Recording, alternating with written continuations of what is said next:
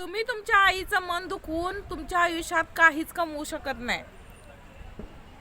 एक अशीच आई, एकुलता एक मुलगा आणि नुकतंच लग्न झालेलं मुलाचं.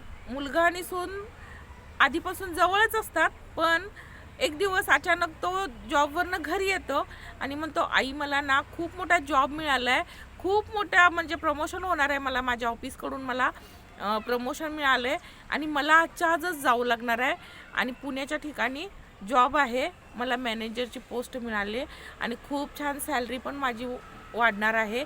मग आई पण खुश होते, म्हणते की बरं झालं बाळा, तर कधी निघायचं आहे, तर तो म्हणतो आजच निघायला पाहिजे, खूप जास्त म्हणजे लवकर जायला पाहिजे, कारण त्यांना अर्जंट त्या पदाची आवश्यकता आहे, त्यामुळं मला आजच निघावं लागेल. मग आई म्हणते ठीक आहे आपण सगळे जाऊया. तर तो मुलगा म्हणतो, आई तुला कुठं नेऊ आता, मी आणि माझी बायको जातो आणि तू इथंच राहा. बघा, तो म्हणतो की तू इथंच राहा, आम्ही दोघंच जातो. तर बायको जरासं गावाकडची असते, त्यामुळं तिला नाही ते पटत की आईला इथंच ठेवून जायचं. तर तो म्हणतो तू गप्प बस, तुला काय माहीत नाही इतकं खर्च आहे, एका माणसाचा खर्च काढला तर आपण जर समजा गेलो तिथं आईला घेऊन, तर एका माणसाचा खर्च वाढेल, त्यापेक्षा आई इथं राहू दे, आईची पेन्शन आहे, घर आहे, व्यवस्थित राहील आई इथं.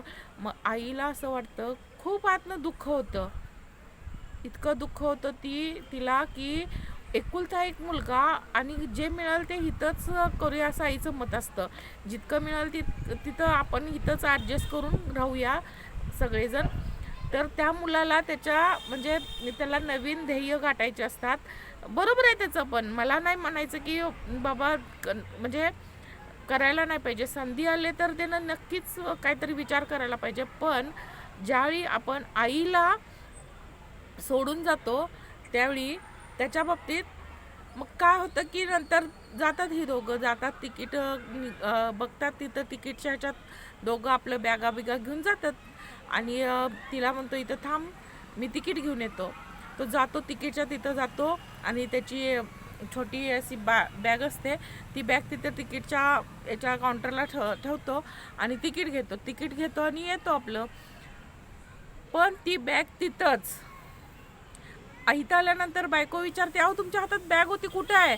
मग तो धावत पळत त्या तिकीट काउंटरला जातो, तर तिथं बॅग नसते, बॅग गायब होते. मग बायको म्हणते बघा, हे तू विचारूया इकडं तिकडं. तर तो म्हणतो नाही नाही, म्हणतो इथं काय म्हणजे तिथं लिहिलेलंच असतं सर की स्वतःच्या जे काय असतील ते बॅग, काही साहित्य असू दे, स्वतःच्या जबाबदारीवर ते आपण हाताळायचं असतं. कुठं जरी बस स्टॉपवर गेला, रेल्वे स्टेशनवरती गेला, अशा सामाजिक ठिकाणी गेल्यानंतर कुणी कुणाच्या वस्तूंची जबाबदारी घेत नाही. मग त्याच्यानंतर रीतसर तुम्हाला पोलीस स्टेशनला जाऊन कंप्लेंटच द्यावी लागते. मग हा म्हणतो की असं नसतं इथं, आता रीतसर आपल्याला कंप्लेंट द्यावी लागेल. मग